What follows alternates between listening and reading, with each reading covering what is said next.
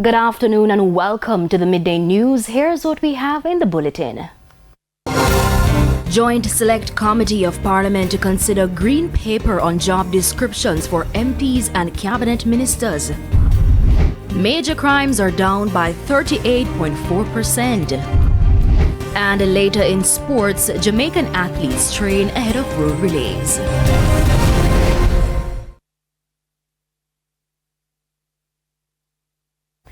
Thank you for joining us. I'm Amoy Harriet. Now for the details.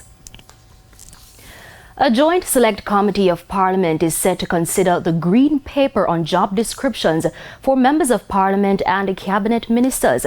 A performance measurement will also form part of the deliberations. The Green Paper was tabled in the House of Representatives in 2023 after a promise by Prime Minister Dr. Andrew Holness that there would be greater accountability of members of Parliament. It stemmed from an outcry by members of the public and stakeholder groups following the increase in the salary of members of Parliament. Leader of Government Business in the House of Representatives, Edmund Bartlett, tabled the motion for the creation of a joint select committee. With reference to the resolution approved by this Honourable House on the 20th day of June 2023, appointing a select committee to sit jointly with a similar committee appointed by the House, the Honourable Senate, to examine and consider Ministry Paper 69/2023, dated June 20, 2023, job description of ministers of government, Green Paper 03/2023, dated June 20, 2023, job descriptions for members of Parliament of Jamaica, and codes of conduct for parliamentarians, that the committee be allowed to hold hybrid meetings that are partly virtual and partly physical. Responding to the move, Executive Director of the Jamaica Accountability Meter Portal, JAMP, Jeanette Calder, says with an election pending, it's important to have the matter settled. But we believe that the job descriptions is so fundamental and related directly to the ballot, to selecting an MP, that is what the PM should focus on, and he can get that done. Shane Masters, TVJ News. Mayor of Kingston, Andrew Swaby, has issued a charge to all stakeholders to create safer communities for children. This on the observance of Child Month under the theme, Act Now, Stand Against Child Abuse and Exploitation. Carrie-Ann Simpson has the details. Create a safe and nurturing environment for the nation's children. That appeal from Mayor of Kingston, Andrew Swaby. His plea came during Sunday's Child Month candlelight vigil held at the Secret Garden Monument in downtown Kingston. This is not just another calendar event for the KCMC. It is a declaration that the KCMC sees the protection and well-being of our children as priority. That their resilience matters, their voices matter, and that their future is something that we will defend with everything that we have. Mayor Swaby said too many children have died tragically. This is why the KCMC built this monument 17 years ago to honor their memory and acknowledge our collective grief. In 2022 alone, over 15,000 reports of child abuse were brought to the attention of the Child Protection and Family Services agencies. That's roughly 40 reports every single day. Mr. Swaby also pointed to last year's Violence Against Children survey report, which revealed that more than 3 out of 4 young people experience some form of violence in their life, and nearly 1 in every 4 girls have been victim of sexual violence before reaching adulthood. This is more than a child protection issue. This is a national crisis. The violence is not only in our homes, it's in our communities, it's in our schools. Violence against children is preventable, and more importantly, it is unacceptable. It is why he issued this charge. Act now. Stand against child abuse and exploitation. That is the theme of this year's Child's Month. It is not a suggestion, it's a charge. A call to every parent, every teacher, every neighbor, every policymaker, yes, every leader, including myself. Kerry-Ann Simpson, TVJ News. Major crimes are down by 38.4% when compared to last year. That revelation from National Security Minister Dr. Horace Chang. He was speaking on Tuesday at the commissioning of a control center for Jamaica Eye at the Olympic Gardens police station. And there are only 3 divisions that are beyond what they were last year. All the 5 tough divisions, that is well known, Westmoreland, St. James, St. Andrew South, Kingston West, and I don't remember the 5th one in Clarendon, are all way below what they were last year. In fact, the average, St. Andrews gave us a little problem. Mr. Madison has pulled it back until they are 1 below, I think, last year. And the others are all 40-50% below. Dr. Chang has noted, however, there are some parishes that have recorded an increase. St. Mary is now 9, it's 10 instead of 9, that means 1 above. Portland is 2, which is 7 instead of 5 last year, and on St. Thomas is 6 instead of 4. So the 3 small divisions are ahead. I give them numbers because they're a small number. It's a matter of somebody run out of space and get caught by the police, as they will. And we can assure the public that whatever their movements are, wherever they seek to hide or where they go, this police force led by Commissioner Kevin Blake, supported by a team of officers who's committed to the cause, will find them. The authorities in China say they're now on a mission to change the narrative about the country. The push follows what they say has been years of demonization of China by the interests in the Western world. Our reporter Dwayne Anderson is in China, where he spoke with a media and communications expert. A man reading a newspaper in China's capital, Beijing. It is just one of the many ways people in China consume news.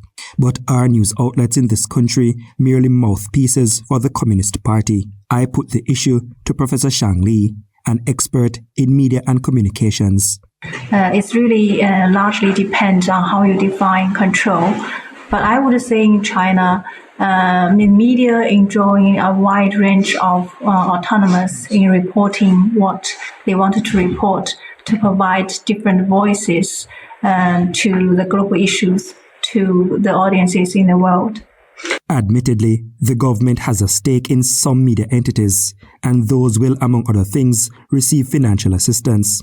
But instead of suppressing the media, Professor Lee argued stakeholders actually encourage journalists to do more to tell China's story to the world, amid what they view as the demonization of China by Western entities. Those people in the West, they only receive, or only they want to receive information from those Western media. So that means their information, to a large extent, is not reflecting the whole truth about the issue. For example, we're not saying about this trade tariffs, or we said about even for all these kind of political issues related to China or other global countries in global south, including issues like climate change.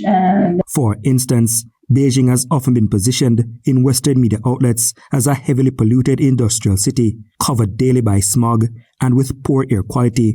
But in my 5 weeks here, I've only noted 3 days of smog. Narratives like those stakeholders say need to change. But part of the struggle is to get people who have been conditioned to view China as the enemy to even watch Chinese TV stations. Of course, you can say, even if, for example, like CGTN, and it says it's already on the satellite, it can be received by over 19% of the countries in the world. However, it can be received in terms of the signals can be received by those countries. It's different from how its voices can be heard by those countries. So it's different. So, for example, whether people would get access, that's one thing, and whether people would really turn on to this channel to hear what it says. It's another thing. I think there's still a long way forward. The 2025 World Press Freedom Index released days ago assessed 180 countries. China was listed at 178th, down 6 places from its last ranking. The country is just above North Korea and Eritrea in last. Notably, Jamaica is at 26. Democratic powerhouse the USA was listed at 57, down from 55. Norway remains number 1 in press freedom. Reporting from the Beijing International Studies University here in China, I'm Dwayne Anderson for TVJ News. Thanks, Dwayne. Mapen Clarendon could, in the near future, see major traffic changes as the authorities seek to address frequent congestion in the town. According to Mayor of Mapen, that's Joel Williams, these changes could include road mergers and the implementation of a one-way traffic system. Traffic just to finally arrive in the town to no available parking space. The reality many motorists in Mapen Clarendon have been grappling with in recent years. You notice most of the business places during the course of the day are always packed. People can't really find places to park. Just 2 weeks ago, a man was beaten in a physical confrontation with the police after he parked in a no parking zone while trying to access a business establishment. He told us that he stopped there because the business establishment didn't have a designated parking area. A lot of places in Mapen, I realize, they don't have nowhere to park. When you go to spend money, you're liable to even lose your life spending money with people because of parking. And like that business, Mayor of Mapen, Joel Williams, says many others are setting up shop without having a requisite parking area. The accommodation for parking is going to be a challenge as we go along because the town is growing in all directions. And once businesses are going up, you're going to have more traffic coming in. It's why the authorities want to introduce some major traffic changes in the town, similar to the system in neighboring Mandeville. A meeting is scheduled with the National Works Agency, NWA. To identify how we are going to build out the movement of the traffic in and around the town. We would have received from them already some ideas as how we're going to do it. We're due now another meeting, and we're hoping to finalize as quickly as possible, gazette it, and because I believe that we have to merge some of our roads in and around the town into one way. In the interim, where we had the old police station presently, persons who are unable to find space can park in that area while we continue our discussion with the Ministry of Labor and Social Security, because they own that space. There's growing concern this afternoon over the number of accidents involving demonstration plate vehicles. In the latest incident in Mandeville, a red GLE Benz crashed into a Toyota Axio and a truck. According to reports, the driver of the vehicle was signaled to stop twice. On the second stop, he was told to switch off the vehicle, but he disobeyed and sped off and later crashed. The police are again expressing concern about the difficulty to tracing vehicles with demonstration plates. Now, at Wednesday's post-cabinet press briefing, National Security Minister Dr. Horace Chang said the matter was recently discussed and will be addressed. National Security Council examined the problem. It has wide implications, and it is one that is used to not only commit crimes, but in fact a source of money laundering in the country. And in collaboration with the Ministry of Finance, Ministry of Transport, and the investigative skill about the police and MOCA, we are looking at a way to resolve the matter, and it will be resolved pretty soon. Now, demonstration plates are issued to registered car dealerships for temporary use on unregistered vehicles. And it's now time for a break, but stay with us. More stories when we return.